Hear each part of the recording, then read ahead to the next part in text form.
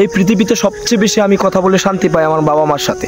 যখনই ঢাকা থাকি বাড়িতে ফোন দেই, মাকে ফোনে কথা বলি, মা কেমন আছো।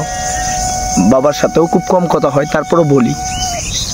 আমি একটা জিনিস চিন্তা করে দেখছি, তাদের সাথে কথা বলে যে সুখটা পাওয়া যায় অন্য কারোর সাথে, বউয়ের সাথে বলেন, বোনের সাথে বলেন, আত্মীয় স্বজনের সাথে বলেন, কারোর সাথে এই সুখটা পাওয়া যায় না।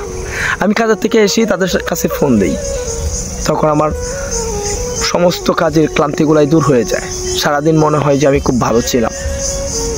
কার কার এরকম বাবার সাথে কথা বলতে ভালো লাগে সবাই কমেন্ট করে জানাবেন। আর সবাই বাবা মাকে অন্ততপক্ষে ভালোবাসবেন, এটা এতটুকুই না, আপনার আর কিছু করতে হবে না।